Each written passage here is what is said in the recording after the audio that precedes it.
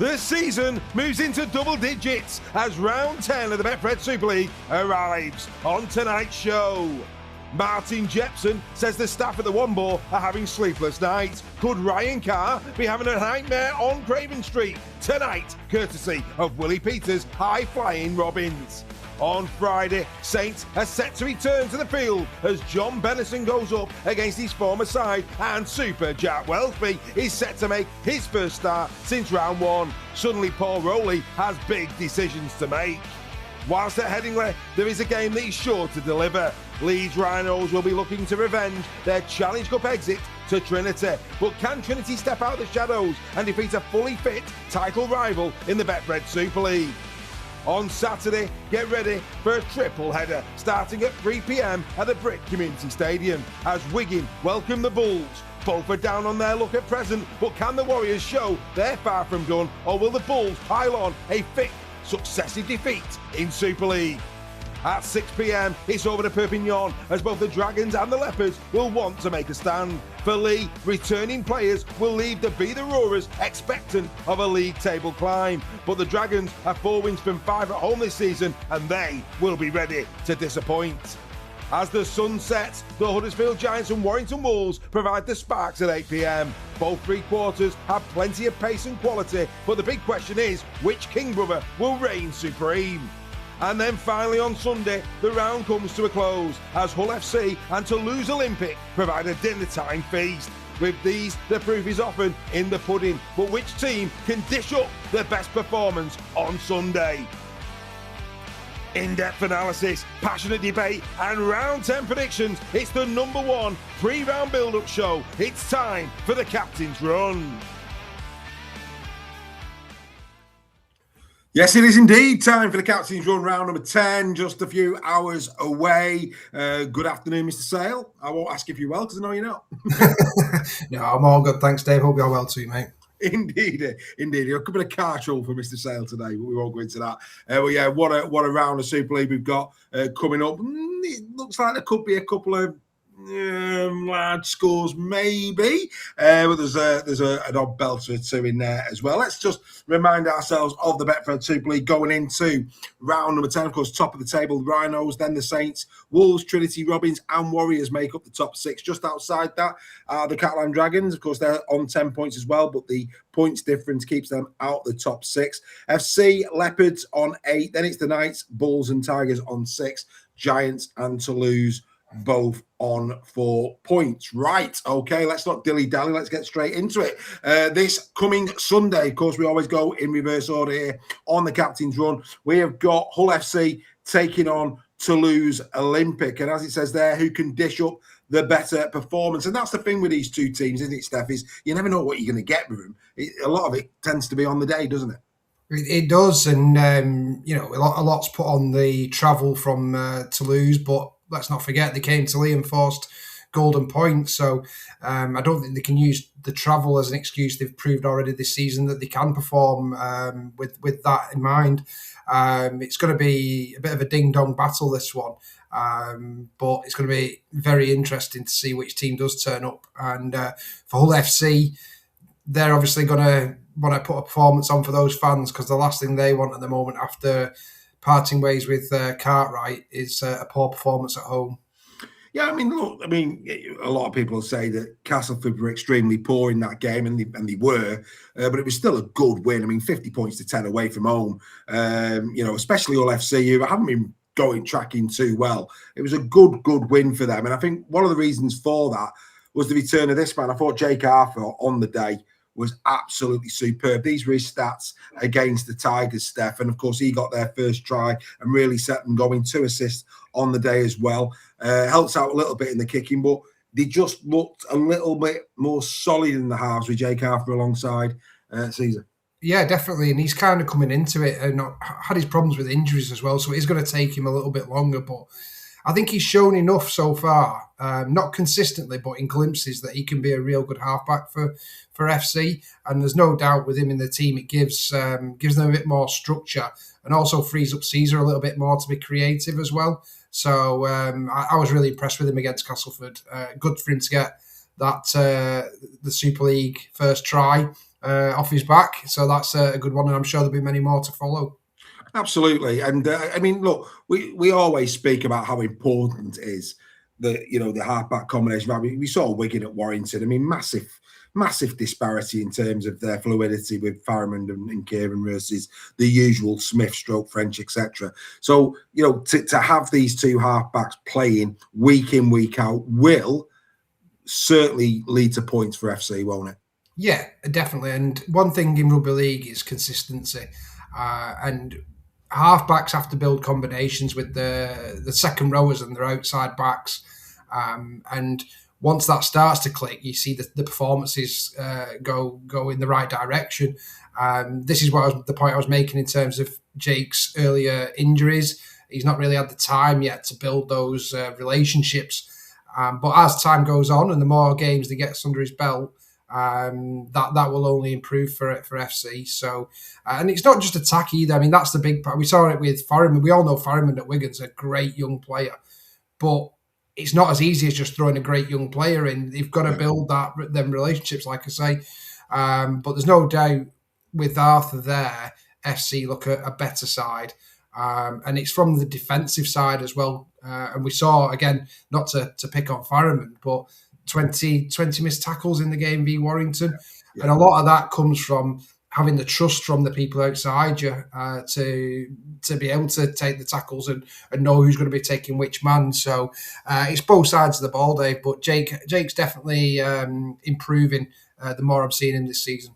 Absolutely. And I think the game could be a really tight one. I mean, these are the team numbers for the season. And again, for the purposes of the podcast, I'll go through them. In terms of tries scored, 29 tries scored this season for FC, 26 for Toulouse. Tackle busts, third highest in Super League Toulouse, which is really a really interesting stat. They are punching through the line, clearly not, getting the just desserts for that as much as perhaps they'd want to. But third best in Super League, 313 tackle busts, 297 for FC. They're fourth. Again, surprising stats for some, this will be. In terms of clean breaks, again, Toulouse doing well, 45 in the season thus far, clean breaks, sixth in the division. Compare that to the worst performing clean break team, which is FC, 34. They're both like to get the ball moving, 87 offloads from FC, 69 for Toulouse. Missed tackles, though. This is where it's really stinging Toulouse. They are the worst in Super League, 556 missed tackles this season thus far to Hull FC's 305.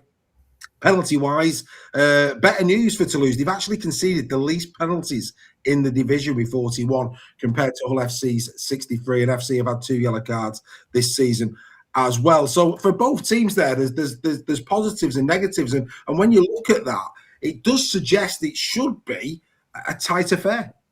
Yeah, it should. The only thing that you've highlighted there that really concerns me is those missed tackles from Toulouse. And especially when you've got players like Lytton, Martin, Hardacre, those types of players who are evasive. I can only see that missed tackle count going in the wrong direction again for Toulouse. So that's something they'll definitely be focused on. The clean breaks is probably the biggest issue there, isn't it, for FC? But I think, like we highlighted earlier, with Jake Arthur coming in and creating a bit around, when those middles are tiring, we may see those clean breaks start to increase, and especially with that missed tackle count from Toulouse, you'd expect Hull to take full advantage of that. Yeah, I mean, it's a long time, isn't it, since rounds 1 and 2 for Toulouse? Let's say that, because of course they got off to a flyer. That one against Wakefield, many said they caught Wakefield cold, and they probably did. But you still got to go out and get the 2 points. But I think the thing for me where Toulouse is concerned is when you consider they've gone to Bradford, they've lost 18 points to 6. They went to York last week and were convincingly defeated 38-14. They're not travelling well. They're not picking up points since round 2. And like I say, for that reason, I'm going to go FC. And I'm going to go FC by 10. Maybe it could possibly be more, but I'm going to go by 10. Your thoughts? Yeah, I think Hull FC will be buoyed by that Castleford performance. They've got that kind of the cart right out the door off the backs now, and with that really good performance, they'll be wanting to show those loyal FC fans that they're still committed to this team going forward. I can only see it being a one-way street, this. I don't think there's going to be loads of tries. You can see on the stats there, 13th and 11th, they've both struggled a little bit. But Hull SC, obviously, with that Castle performance better, I'm going to go for FC by 16. 16, you're going a bit more than me. Fair enough. Got no issues with that. No issues with that at all. That's, of course, Sunday, 3 o'clock kickoff, MKM Stadium. We'll look forward to that. Right, there's a triple header on Saturday. It ends with the Warrington Wolves taking on Huddersfield Giants at Huddersfield. The King Boys will be going head-to-head, as in the graphic there. Which King will reign at the end of this one? But that'll be very interesting to see. The squads are out for this one. To be fair, both have got a couple of injury concerns. The main ones for the Giants, clearly no Burgess in there from their perspective. They've still got no Halsall or Hewitt, but with the exception of that, they're not looking too bad. Of course, it was announced today that Kai Taylor-Ray will be missing. He has to have surgery on his ankle, so that's bad news for Kai Taylor-Ray. The only real decision I think Burgess has got to make is who he puts on the right wing, and that'll either be Josh Smith or Jake Fewlis. I probably think if Smith is fit, he'll probably go that way. He was that impressive at the start of the season, which is a big shame for Jake, but that's the only real decision. And then, is Sipley fully fit or not? I don't see why he would risk Sipley, especially with the semi-final next week. I think with the exception of that change for Kai Taylor-Ray, I would expect Warrington to probably go into this step as they were against Wigan. Yeah, you'd think so. And I mean, Kai Taylor-Ray's been great in the games he's played. Maybe they brought him back a bit too early. It's a different injury, though, isn't it, from what he was? Yeah, completely different. Yeah, completely different injury. But I don't have any concerns because they've got Josh Thewlis, who's been there. It's his preferred position, and he's been playing fantastic for Wire as well in that position. So they shouldn't be hindered too much by that. I agree with Sipley. I think you've got a massive game coming up in the Challenge Cup semi-final. So I'd only play 100% fit players in this one from a Wire perspective. And from Huddersfield side, they've got. That's probably one of the healthiest sides we've seen in a while, isn't it, from Huddersfield? And Burgess will be a loss against that massive Warrington pack. They will definitely miss his go forward. However, Fenton Rogers, Asher O'Donnell's been doing fantastic for them. So they should be able to compete in the middle regardless of that. So it's going to be a real interesting one, this, Dave. Huddersfield will be looking to replicate the form that they beat Wigan, but saying and doing are two different things against a side in Warrington who've been outstanding this year. Yeah, I mean, obviously that Wigan game now is, believe it or not, it was round 6. I mean, since then, of course, they were hammered against Leeds at home, if you recall, of course, and then beat last week by the Leopards. I mean, look, they are still missing a bit of bulk in the, Matty English, Joe Greenwoods of this world. Yeah. But, there's enough there, really, now that Huddersfield should be back at that competitive level. It'd be interesting to see if Conor Wrench lines up against his former club as well in this one. But you've mentioned him already.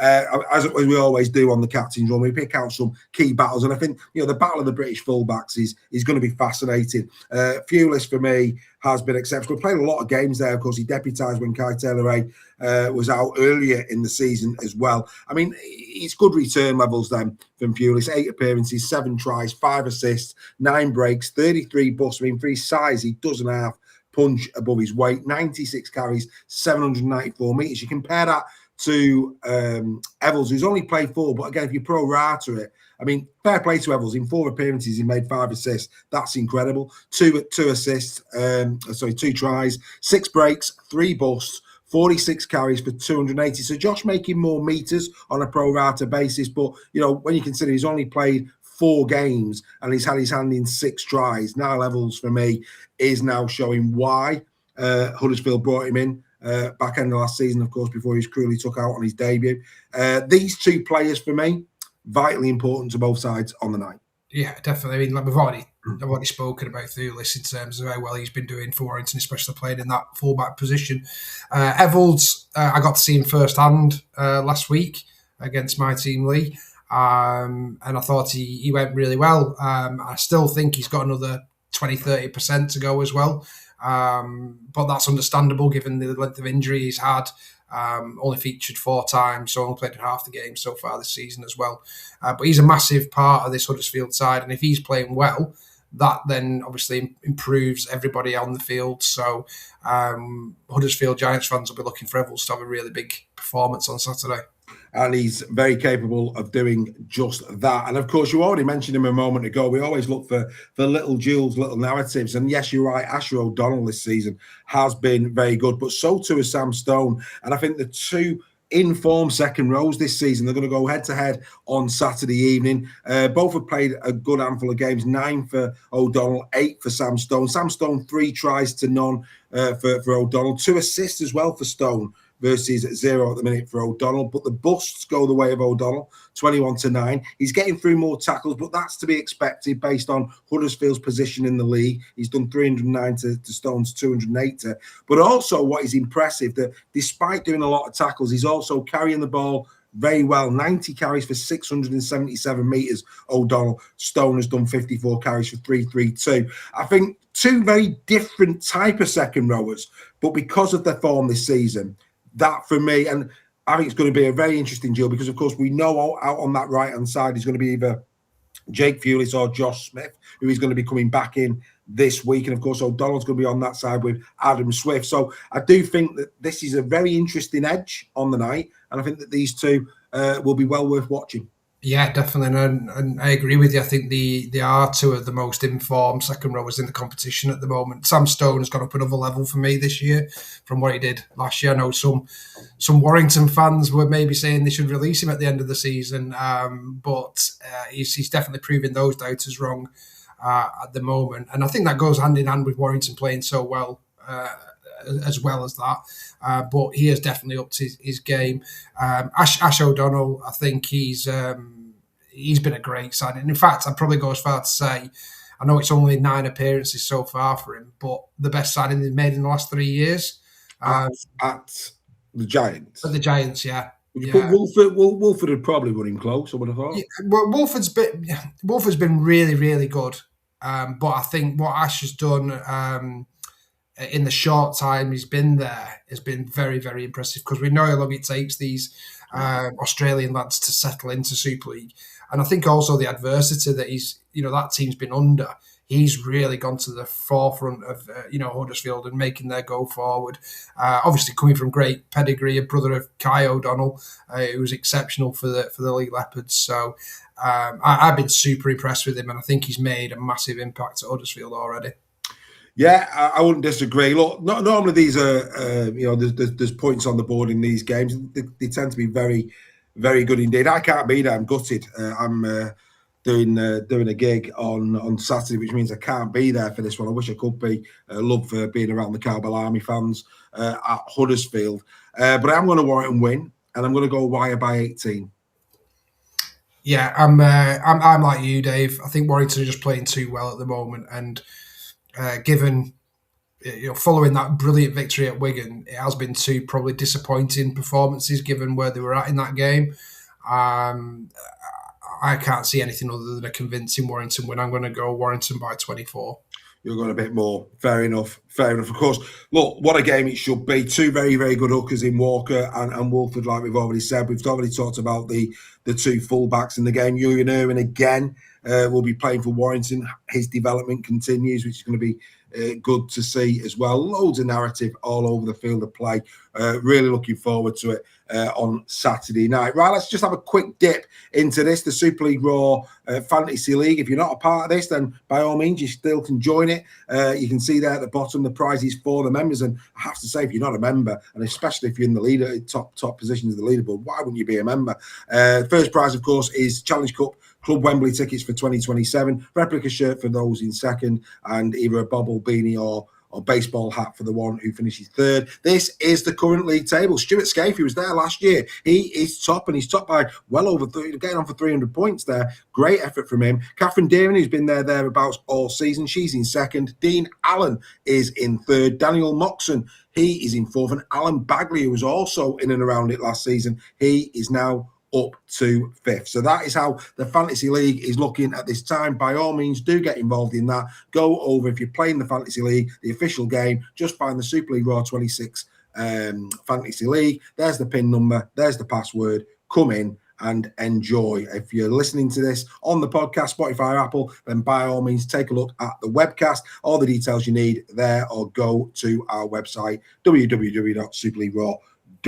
Right, okay, we now go to the middle fixture on Saturday, which is, of course, the Catalan Dragons taking on the Leigh Leopards. The Leopards, a good win last time out against Huddersfield. Catalan, extremely disappointing, having beaten Warrington the week before. They were really, really poor last week, of course. At the Rhinos, don't taking nothing away from Leeds, of course, but that was not a good showing. The squads are out for these two teams. Let's take a look back for the Dragons. Kotrick is there, and I think that's very, very timely. We'll get into a bit of detail around that in a moment, but I do think that is very, very well timed indeed for them. The spine, that's in good shape. That's still there. So there's no major issues there for the Dragons. They'll be pleased to see that Julien Busquet is there. Of course, no Ben Garcia. He's still missing, which is probably the biggest loss in their squad at this moment in time. But all in all, Catalans look in good order, as do the Leigh Leopards back in the squad. We expect, and I'll get Steph to open a can of beans in a minute in terms of who will and who won't be featuring with these. We don't believe Keenan Brand. This is what I'm hearing. Steph might tell me I'm talking nonsense. I don't think Keenan Brand plays, and maybe that he might be a little bit further out. Armstrong played last week, expected to feature. Tessie New, Hanley back in the squad. Ipape as well. He's there with them. He's back in the squad. So all of a sudden now you're looking at a Leigh Leopard side that, with the exception of Robbie Mulhern, the 1 to 13 is there, which Adrian Lamb has not had if at all, for the majority of this season. So come on then, inside track. Do the likes of Armstrong, New, Hanley and Ipape play? Yes. They do. And is it a game too early for Keenan Brand? Yes. Fabulous. So we are right. Any other news? No, other than, like you say, Mulhern with a grade 2 tear of his calf, expected to be out for 5 weeks. So yeah. I think the really interesting one from a Leigh perspective is what happens with O'Brien, because Gaz O'Brien's been outstanding for Leigh in every game this year he's played, done a fantastic job. So I think the big call for Lamb is whether he puts Armstrong to start or has him on the bench, or whether O'Brien goes on the bench, or whether O'Brien starts at 6 and replaces Cook. That could well happen. Cook has improved. There's no doubt about that. Does that save him, do you think? The fact that he has improved the last few weeks? If this was happening 3 weeks ago, would he be at more risk of O'Brien taking his spot? Yeah, I think so. And Lamb's got a massive call in that respect, because do you bench a player that's starting to show signs of improvement? In respect to Gaz O'Brien, as well as he's been playing, he knew he was being signed this year as a squad player, as a backup. But he had the opportunity to earn a place, which for me is more than done. And this is why it is such a dilemma. But Adrian Lamb will point to, he's had a nightmare dilemma, only 17 fit players at some stages this season. To have the luxury now of picking some of these outside backs and half backs is a nice problem to have rather than a bad. But it's going to be really interesting to see what team selection Leigh go with. And there's always a risk as well when you throw in 3 players who've not played a lot this season, all back at once in that back line. Will that affect things? Like we spoke about earlier in terms of defensive confidence in each other and things like that. It's going to be an interesting one from the Leopards. Well, I mean, as we said in the opening titles, we can't forget here that Catalan are 4 from 5 at home this season. Now, don't get me wrong. One of those, again, you go down those wins. They beat Huddersfield in round 1, 26 points to 10. They lost to Saints convincingly, 36-4, which was a brilliant win for St. Helens in Perpignan. They then beat KR 26-20, which is a great result at home. Dispatched Toulouse 33-26 and dispatched Warrington 38-22. So they've got form at home. They have got form at home. Leigh can, this is going to be a very, very interesting game. They're much better at home than they are on the road. Let's get into it before we get to predictions and the rest. Let's pick out a few of these. And we mentioned Cook coming up against Sexton, and both of these two came over with big raps, and it's interesting. I think I would say that perhaps Sexton has probably got more flowers at the minute than perhaps Cook has. But when you look at it, it's really, really interesting because, we talk, I think his kicking sticks out, but even that, let's go through it for the podcast basis. So 9 appearances apiece, Sexton 2 tries to 1 over Cook, assists 6-5 in Cook's favour, which is a decent return to be fair to the lad. Goals 22 from 29 for Sexton, 18 from 30 for Cook. Not a massive amount of difference between it, and we've all been probably very critical, a lot of criticism where Cook's concerned. Sexton not had as much. Maybe that's because he's playing for Catalans, he's only fans, so I don't know, but it's not a million miles worth of difference. He's busting more. He has got a better, he is more of a runner. Is Sexton. I think Cook is. It's an interesting one. I think that Cook is more of the organizer, and he's more of the in-game kicking goes his way. But it's going to be interesting to see these two play on the same field because I think, for many people, I won't say the jury's out on both of them. I think that's a bit harsh, but I do think I think we expected perhaps a little bit more at this stage, and it's going to be interesting to see them both going toe-to-toe. Yeah, I think from Cook's perspective as well, what I will give him a couple of bits of credit for, in that Leigh haven't had those outside backs, and he's already got 6 assists, which I don't think he's got any credit from anyone for those assists. From his goals kicking perspective, he's currently at 60%. I think that works out average. But Leigh are scoring all their tries in the corners. I think, I'd say it's probably up 85, 90% of these tries are on the edge. So he has had very difficult kicks, but someone of his standards should be nailing more than that, and he would definitely want to improve that. But it's going to be interesting now there's no excuses for him anymore for Leigh. The players are back now. I think Armstrong's going to add something to Cook's game. I think they can really see that combination working. But from Sexton's point of view, I think he's been pretty good. I think it was a slow start from him. But again, he's a different type of player. He's more of the running role where Leigh have got Lock and Lamb, who does a bit more of that from.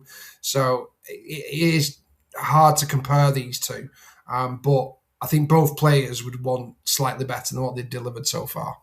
Yeah, I'd agree with that. And you've just mentioned Armstrong there. I mean, look, he's going to be incredibly unlucky, as Gareth O'Brien, if he does not feature in Perpignan. And it will be a tactical decision, not a form decision. I mean, we would say that he's absolutely been arguably your best player this season thus far, and that's what is going to make it very, very upsetting for him, perhaps, if he was to be dropped out of the team.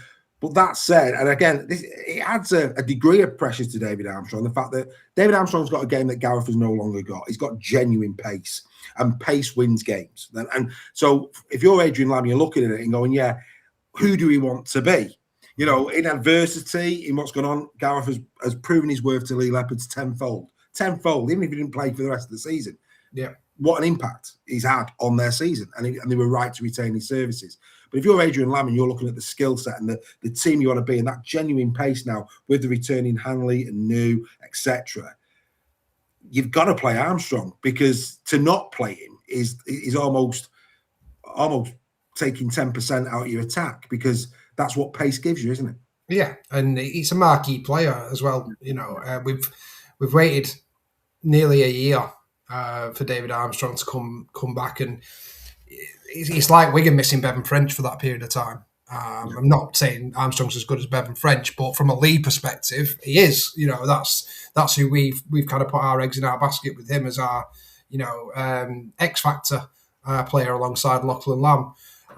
So Adrian's got to play him at some stage, and I think Gareth has made it very, very difficult. And I can potentially see O'Brien being on the bench and then coming on, even in a hooking role, to allow Ipapi to go to 13 or something like that could happen.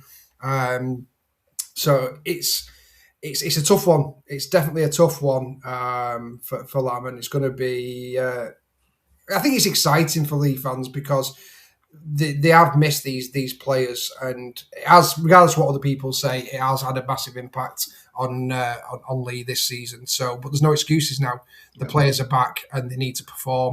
And if they don't, then there's some good players waiting in the wings who've done a good job for Leigh while they've been out. Absolutely, mate. Absolutely. And, and I think people have short memories, don't they? I mean, Dave, I'm right in thinking, was it Hull FC? Hull FC had a belt in the draw last year. He had a belter, didn't he?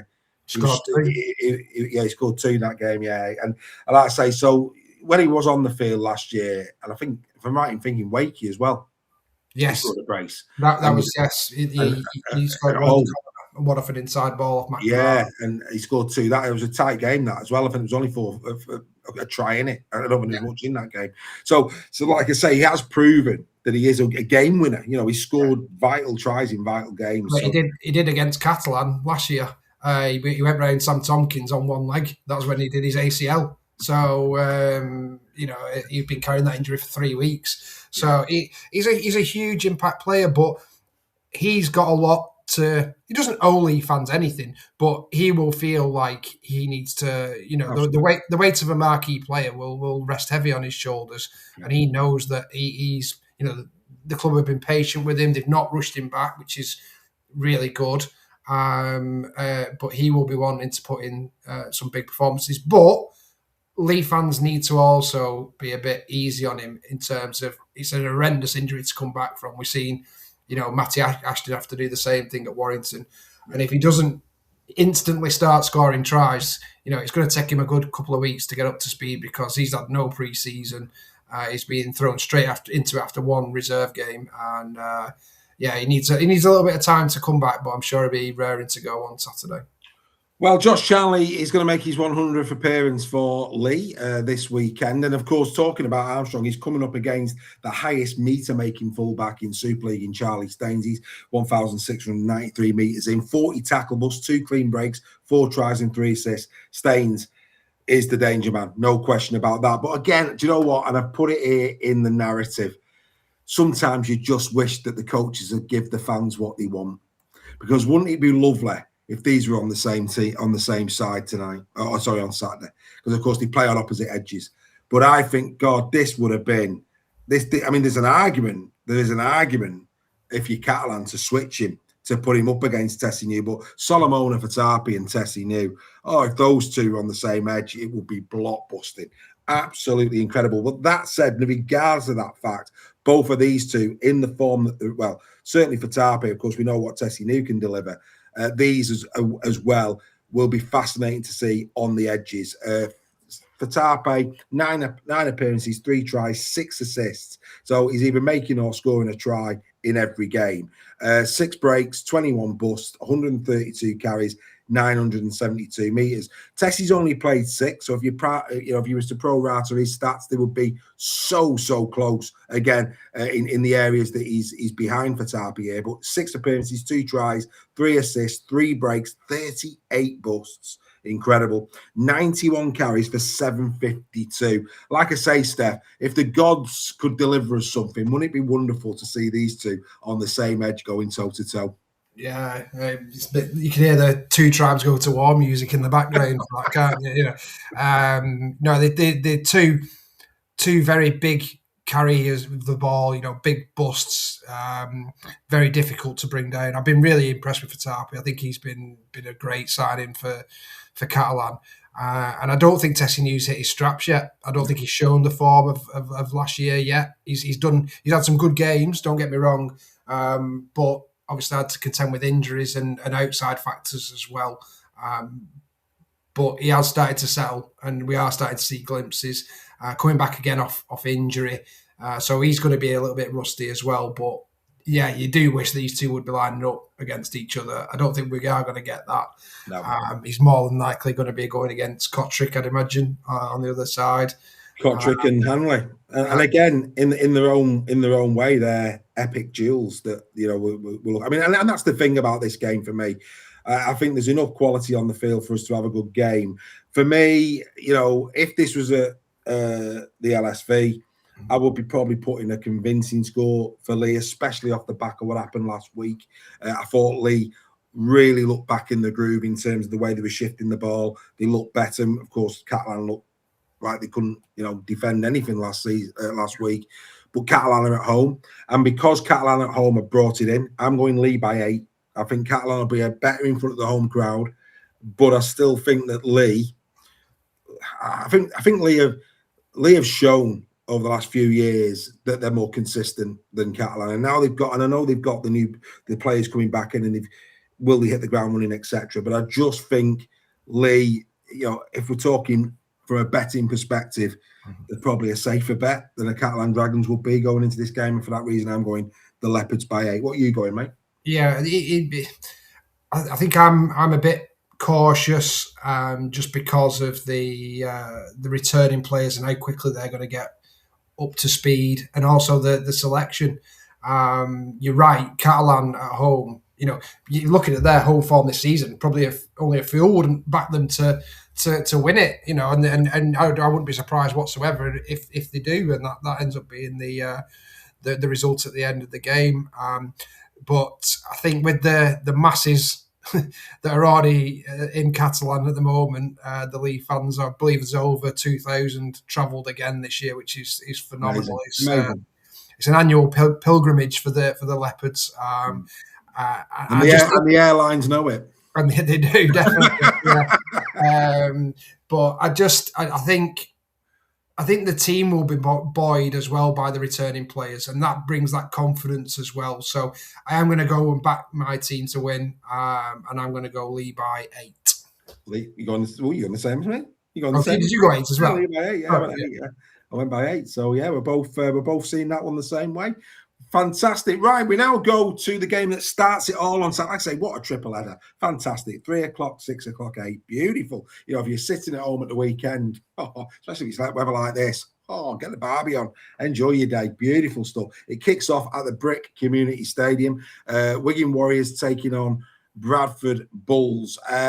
Look, I mean, you can see there the squad from Wigan. No Marshall, of course, that's there for all to see. No Smith and Walters still. They come back for the semi-final next week, having been banned. Still no Bevan French in there. So in terms of the Wigan squad, I think it's pretty straightforward that it's going to.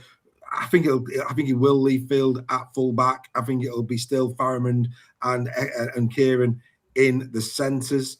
He'll persist with Farrell and Wardle in the centres. I can't see that changing. I think he'll bring Hodgkinson in on the wing. That's what I think he's going to do. And then, of course, the front row picks itself. The second row, we'd expect Partington again to start in the second row with Ellis at loose forward. Bench more than likely being Patrick Mado, Sam Essay, Tom Forber, and then take your pick on the next one is the way I would see that. As for the Bradford Bulls, I mean, look, this is the perfect game for Wigan. But Wigan have lost 4 in a row now in Super League. For me, and people will say, oh yeah, but remember what Huddersfield, remember Castleford. I get all of that, but when you look at the personnel that they're missing, no Easton Masters, no Wonga Plate, they haven't got the 2 halves, Milnes and Nicarima aren't there, no Ryan Sutton. The bottom line is they are missing arguably their best players. Arguably all the best players are missing. No Joe Mellor, who's been exceptional this season throughout. Yeah. So I think it's the perfect game. I know they brought a few reinforcements in, but I think this is the perfect game for Wigan. What's your thoughts, Steph? Yeah, no, completely agree. And I agree, Hodgkinson, you've got to play him on the wing, haven't you? He's got a feature there. Andy Acker's back for Bradford is a big boost for them. Obviously missing last week, and brought in Ben McNamara, so I expect him to go in the halves. It'll be the halves, yeah. With Andy Acker's back, because Andy Acker's could do 80 minutes as well if required there. But Bradford have been decimated, no more so than Joe Mellor, who's been outstanding for them this season. It's a massive one, and Sutton as well, because obviously that was his old club, isn't it? So he'll be gutted that he won't be featuring that.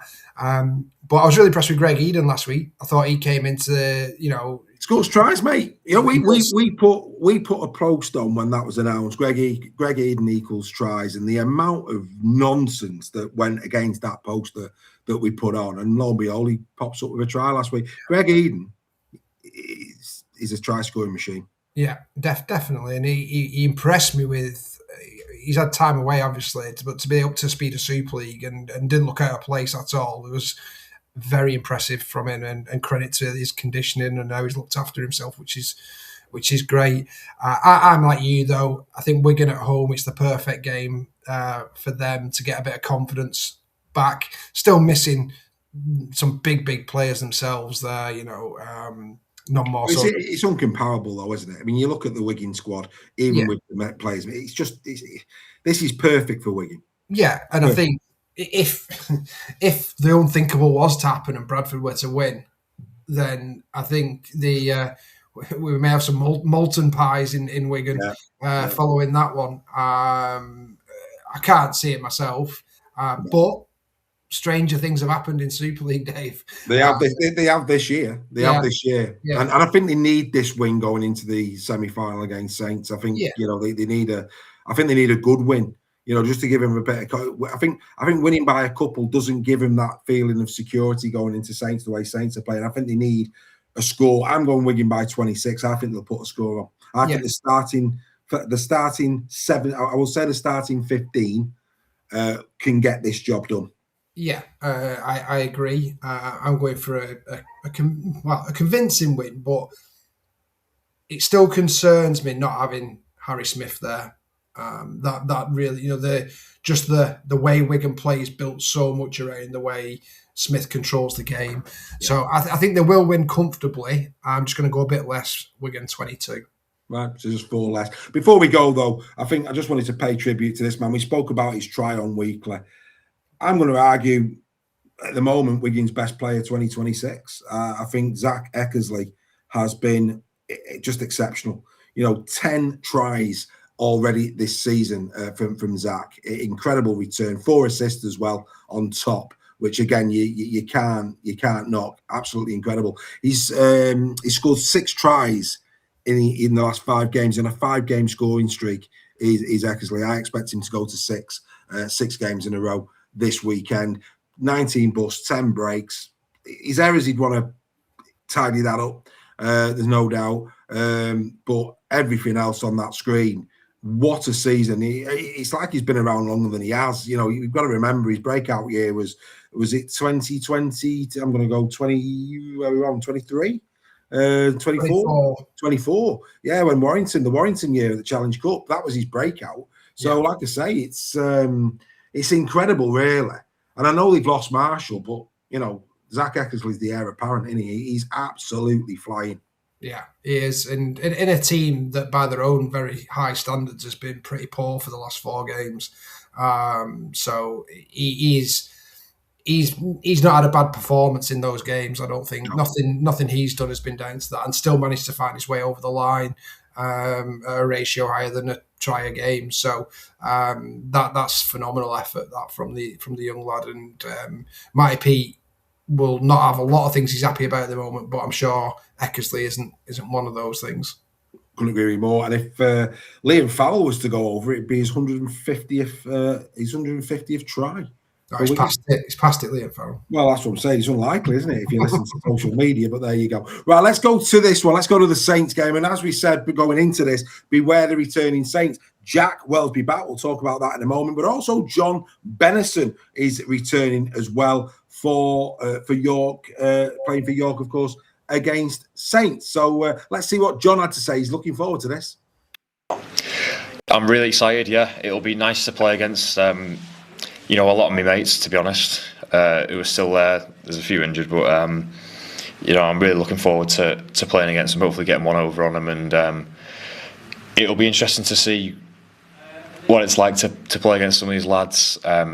Obviously, I got some great memories, and played with them for years and stuff. So it'll be nice to go back. Nice to get my family and friends down as well, just down the road. So I'm really looking forward to it. This is a game I sort of penciled in the calendar months ago anyway, so yeah, I'm really... So there's no doubt about it. John Bennison looking forward to this, and why wouldn't he, ladies and gentlemen? Why wouldn't he? Of course, going back to St Helens for this game. But there you can see it. Lots to be happy about if you're a St Helens fan. Many players back for this game on Friday night. Jack Welsby back in the squad. Obviously, Johnny Lomax returned last week. He's in there as well. You go down, Nene McDonald also back for St Helens. So all of a sudden, Steph, the troops are returning for the Saints. It's good news, this is, for Paul. We'll come back and talk York in a moment, but let's not forget how the season started. The season started at Warrington, and this is how it looked. They had Dion Cross, of course, who's injured on the wing. That'll be Dagnall, we know that. But he started with Welsby at fullback, Tristan Saylor at standoff. He had Nene McDonald and Robertson. He preferred McDonald over Percival. It was McDonald and it was Robertson. And we know that Kyle Felt will be on the other side. And what I would say here, Steph, all of a sudden Paul's now got decisions to make, which is what he's not had. He's got big decisions to make all of a sudden because, as you were saying on Weekly, Tristan Saylor at fullback is undroppable at fullback. Yeah, it's a bit like I was saying with Adrian Lamb. It's a good headache to have for these coaches that are getting injured players back. That fullback is the biggest call Paul Rull has had to make since he's been at St Helens for me. What he does in this game. Saylor for me has been outstanding. I think he's undroppable at that fullback position. I think he has to put Welsby in, and the most logical place to fit him in would be in the halves, in that sixth position with Hastings at 7. So that would be what I would do. Nene McDonald, if he's fit, can go in at centre. And Robertson on the other centre, and then you've got Felt and Cross. So no, Cross is injured, so it'll be Cross is injured. So Dagnall, apologies, Dagnall. So that would be what I would go with. But Paul is paid a lot more money than me to to decide those things. I just think it'd be a mistake if I've said it since Saylor came over. He is not a standoff. He's a fullback. And I think he's played his best rugby, and I think that's been proven when he has been at fullback. So, but Welsby's the England fullback, isn't he? So when he's fit, it's a dilemma. It's a dilemma. He was dropped, and I think this is massive. I mean, you talk about a big decision for Paul Rowler. These are big months for Jack Welsby. Because let's be fair, I actually.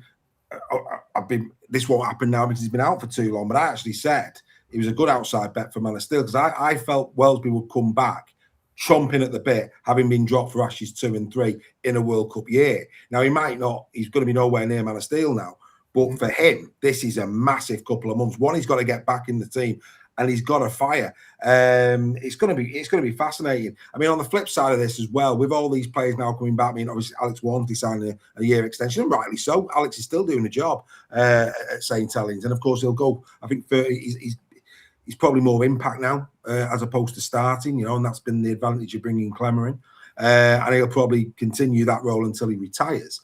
But Jackson Hastings, another player. Top assister in the division this year. I think his kicking game has been exemplary. And all of a sudden now with those other players around him, you'd expect Jackson to raise up a little bit as well. But here's an interesting stat for you. Talk about Tristan Saylor.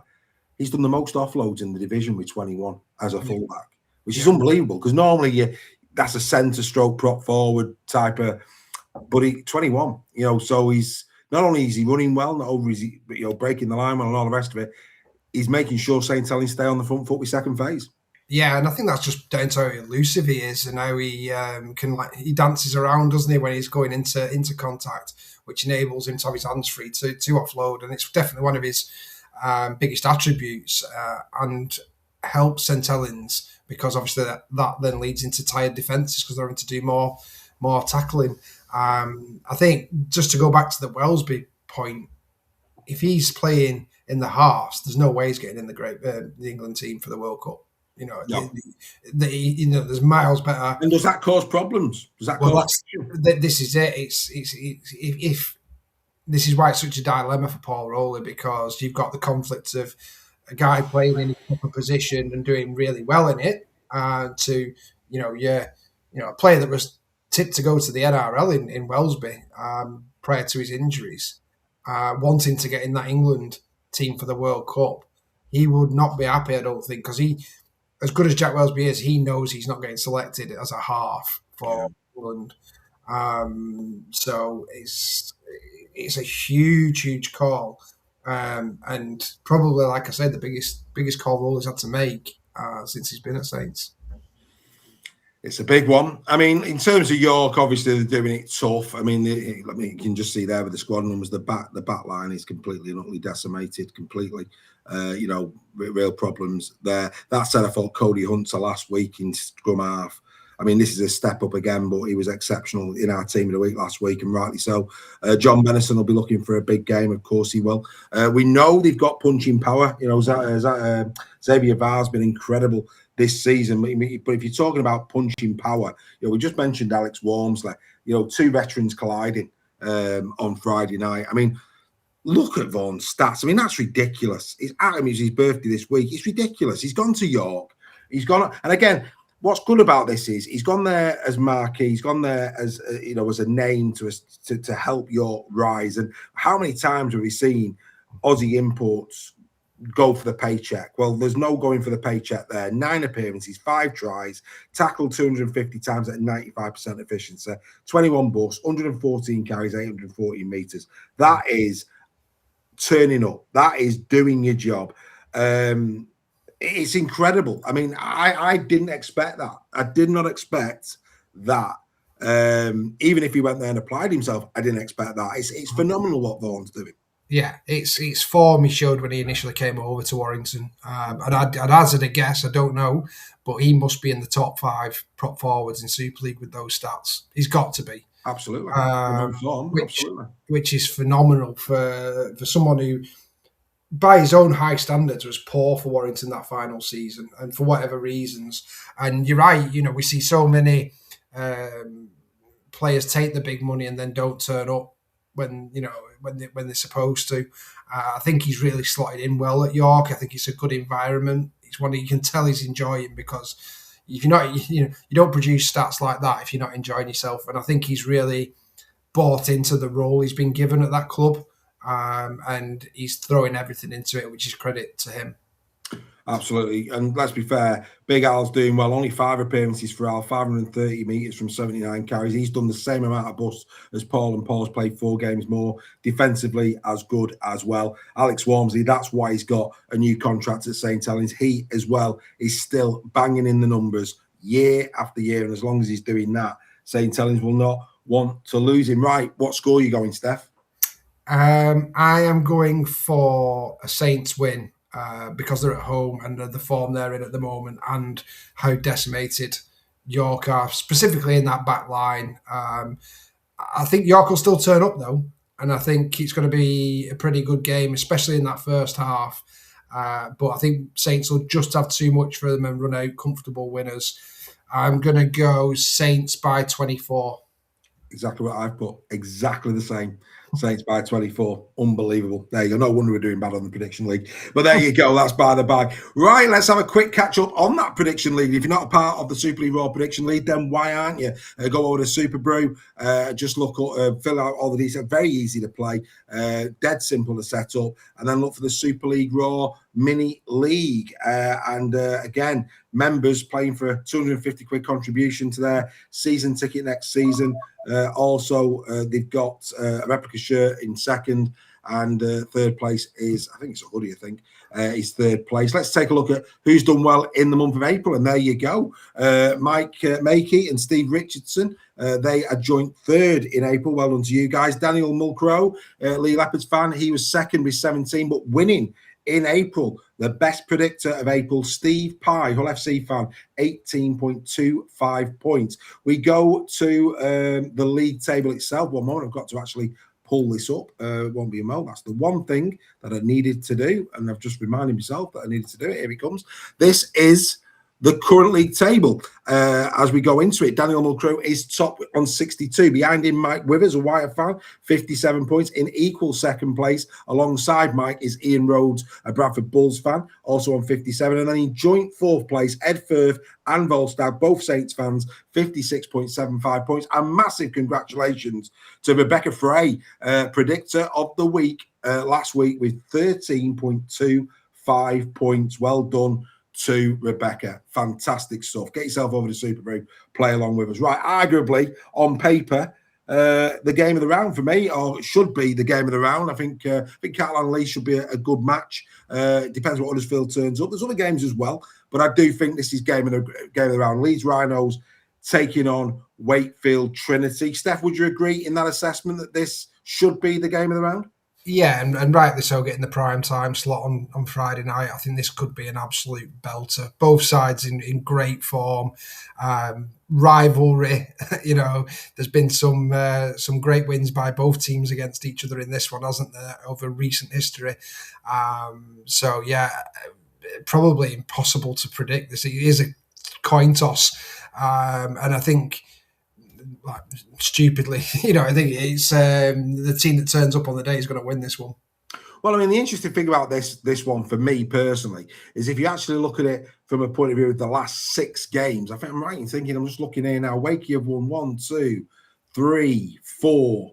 So 4 of the last 6 have gone the way of Wakey, which is unbelievable.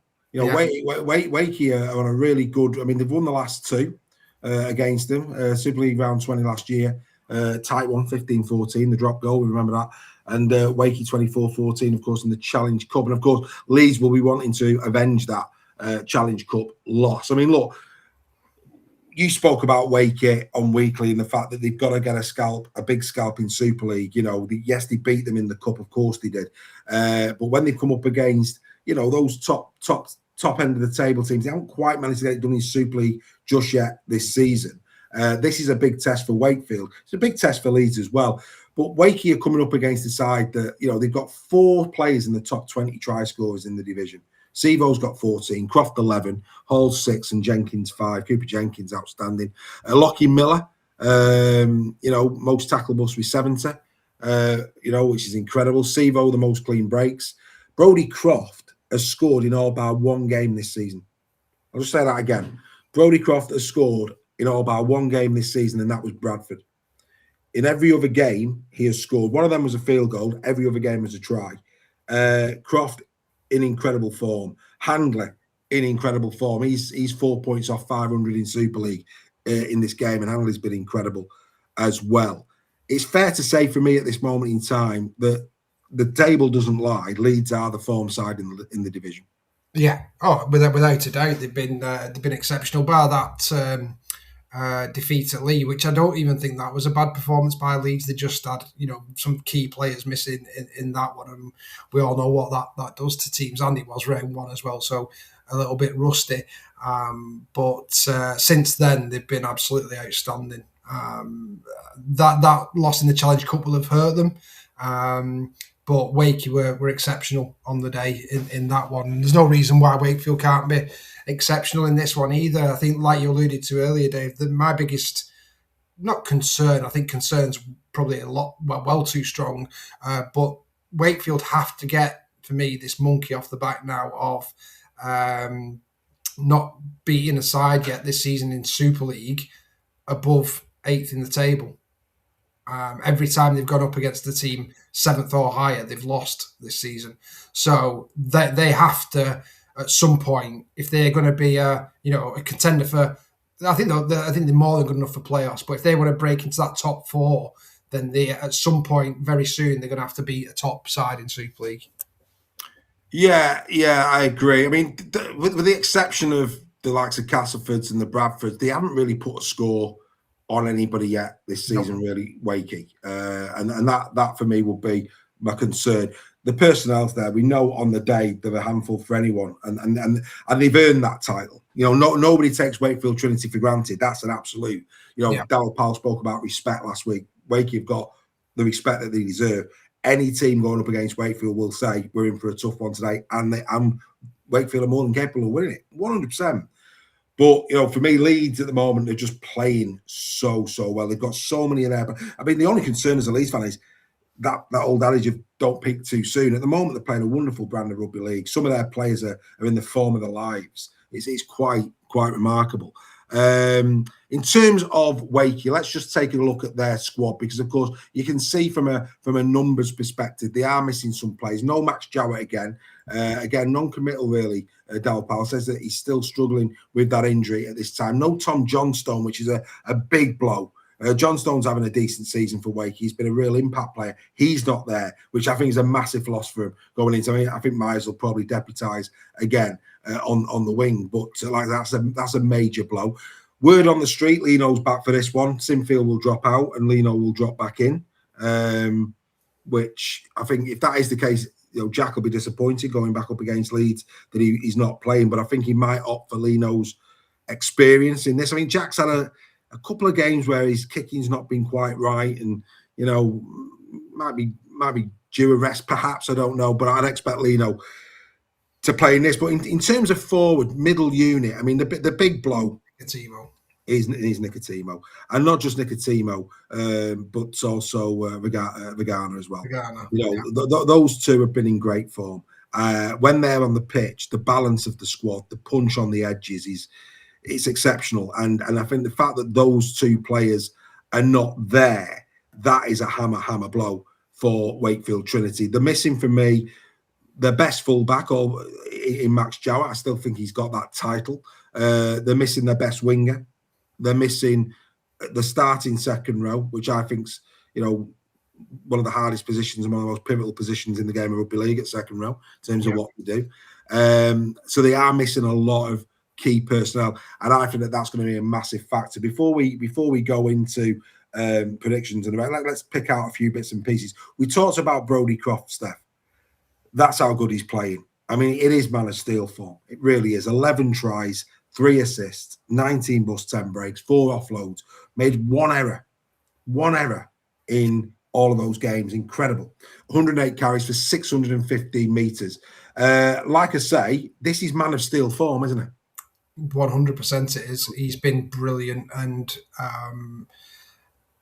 a lot of the reason why Leeds are doing so well at the moment is because this guy's turned up the dial in terms of halfback performances. For me, by far the best halfback in the competition at the moment. Which you've got a talented bunch to pick from there, but he's another level at the moment for me. Proper leader as well. I think Leeds rise when this guy's playing really well, and it's no coincidence that they're showing, league leaders form at the moment. So he's a massive important part of what Leeds do. Couldn't agree with you more. We've also got this little tussle. I mentioned Max Jowett. I do think this is an interesting, because we know that they're going to try and do that high bomb that Rourke tries to get hold of his shoulder. We know how effective Lockie Miller is. These two are key players on the night. Lockie Miller, 9 appearances this year, 1 try, 9 assists, 70 tackle busts, incredible. 4 breaks, 206 carries for 1,596 metres. Sensational stuff. Rourke's played 5 games, scored 2 tries, made 4. 6 busts, 2 breaks, 64 carries for 502. For me, when Rourke's on form, he's very, very handy indeed. And I think they're going to need Josh Rourke at his best. Yeah, and I think what Josh Rourke has done really well has been completely solid at the back when he's coming. I think Jowett probably gives a little bit more in attack, but then Rourke is very good at competing for the high balls, in the attacking sense. So it brings a little bit different to what Jowett does, but I think I would still rather have Jowett as my starting one, but Rourke is a very adequate replacement for him. But look at those stats on meters compared to Lockie Miller. Lockie Miller, a bit like Croft, is probably he's in the top 2 fullbacks in the comp at the moment, if not number 1. Yeah. So it's two big players for both sides here in terms of this game and who's going to come out on the winning side. But for me, Miller just gives that X factor to Leeds. And a bit like we were saying with Saylor, he's got a good offload as well. He's elusive. But but he just chews those meters up from the kicks. He puts Leeds on the front foot every single time, consistently. So yeah, really good battle this one, but I expect Lockie Miller to be winning it. I agree. And then we go up into the imports head-to-head, Smoothie against Levi. And I think Danny Levi has been a really good acquisition for Leeds, very much so. Statistically speaking, you look at it there, Levi, 9 appearances, 1 try, 3 assists, 6 tackle busts, 1 clean break, 43 runs from dummy half for 449 metres. So he is running the ball better than Smoothie. Smoothie, 8 appearances, 2 tries, 3 assists, 6 busts, 2 breaks, only 16 runs from dummy half, 173 metres. Ruck control, always pivotal in a game of rugby league. I think, Smoothie's growing all the time. He's starting to look something like, but just on Levy, I think it's the perfect foil to O'Connor, isn't it? Yeah, and I think Levi, he's really fitted in well with that Leeds the style of play. For me, I think he's been really, really good. And the key difference there is obviously the dummy runs. And this is where I think disappointed's too strong. I think Smoothie's been solid for Wakey. And he's a different type of player as well. His distribution's really, really good. And his defence is very, very good as well. I would like to see, considering he's a marquee player for Wakefield, I would like to have seen a bit more from him. And I'm not saying that won't come. I think he's a great, great player. You don't win an NRL Grand Final if you're not a great player. I just think I just need to see a bit more from him, which I'm sure will come. But given the pedigree he came with, I don't think we've seen his full potential just yet.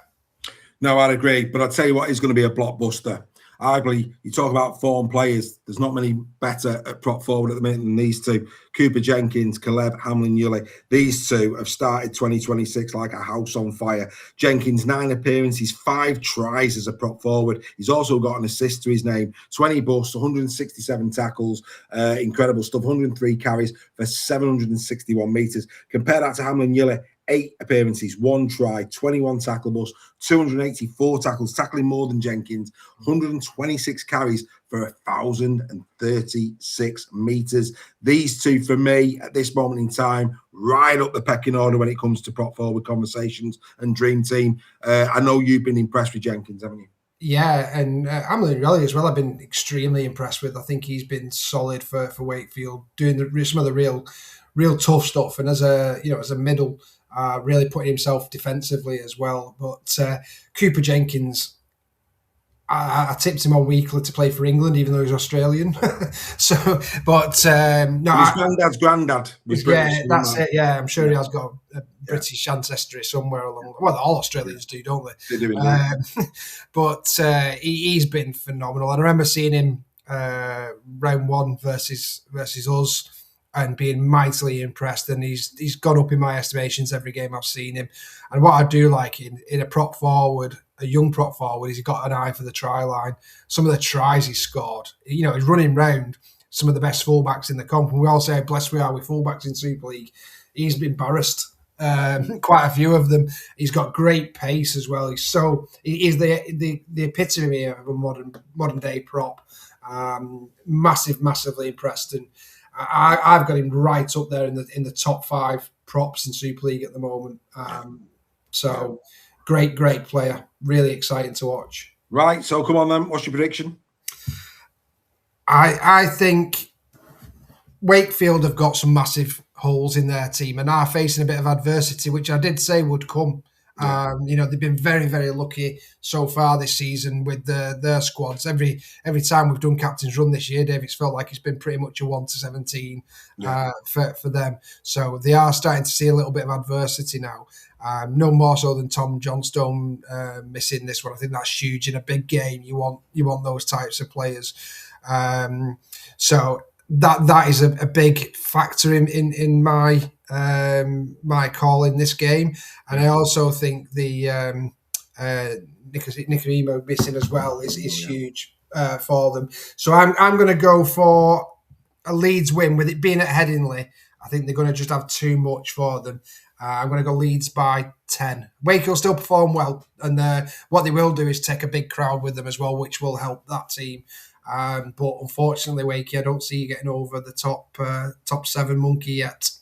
I'm going to give Leeds a bit more respect. I'm going to say 20. Wow. I am. I am. I think Leeds, when you look at their strike power, the way they're playing, the middle unit is very, very good. Yeah. I think the edges could be, especially with no Nicotino. I think that the Nicotino Magana, it's massive. And then, of course, no John Stone as well. It's for I'm going 20 by Leeds. Right, we're racing. Let's get into this last one then. Of course, this is tonight. Cars Nightmare on Craven Street. I couldn't resist it. I really couldn't. When I heard Martin Jepson say they're having sleepless nights, no wonder who'd go up against Mikey and co this evening. I mean, look, the bottom line is, look at the team sheet. Yes, still no Arthur Morg, but apart from that, look at the squad numbers there for Willie Peters. It couldn't be any better. You then factor in a Castleford Tigers team that will be pretty out. You would hope. Well, one, you'd hope they were filthy, but there can't be too much confidence in that team. That said, when they got destroyed by Warrington, they hit back again. It's going to be interesting to see how the new signings go. The likes of Nicholson Watton, who's coming in for this game. PLT's there, Dupree. We know they've also brought in Brad Dwyer as well. We know Mapalangi is arguably one of the form centres in the division, but this is Hull KR. I mean, look, when you compare and contrast the performances of Castleford between that and FC, it's frightening. I mean, the fall off was unbelievable. Every single conceivable stat you look at: possession, completion, completed sets, play the balls in the opposition 20, errors went up by 6, penalties went up by 3. Sorry, the missed tackles were about the same, but they were just punished more by FC in the game.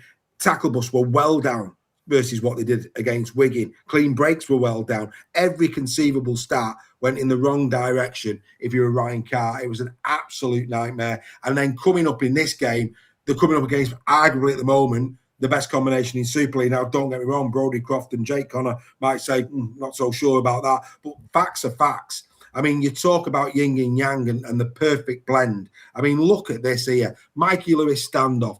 Both have played 8 games apiece. Mikey Lewis 9 tries, Tyrone May 2. Then you go to assist.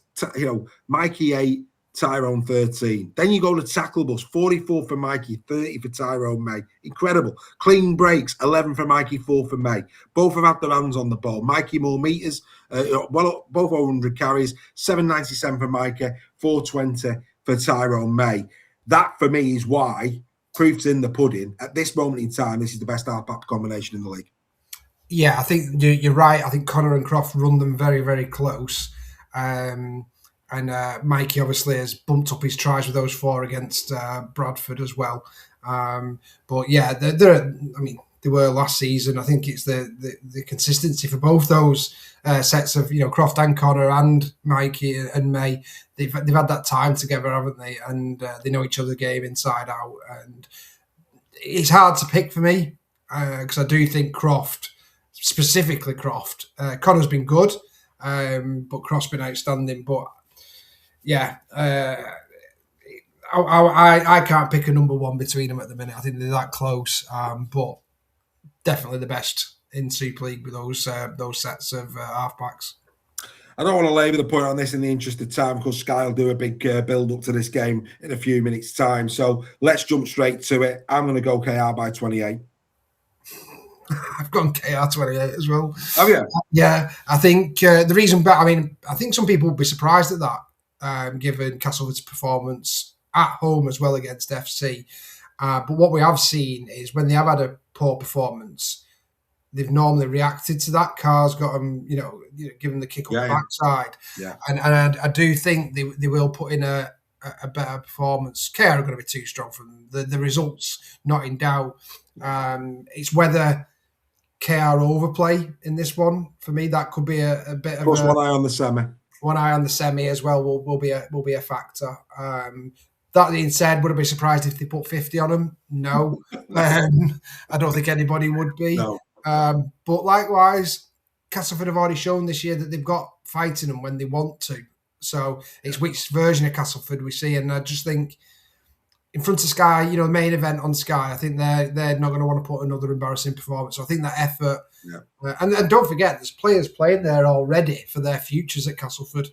Carr's already said that. So we need to see a reaction from Cass. I'm sure we will get one. Whether it can last the full 80 minutes is another thing. I think it could get ugly. I'll be honest with you. I've gone 28. Something tells me it could be more. But anyway, there you go. Right, let's get to this. Bets to ignore when predicting the score. Ladies and gentlemen, it's time for Bet Steph. What happened there? Let's try again. I don't know what's happened there. That's very When predicting the score.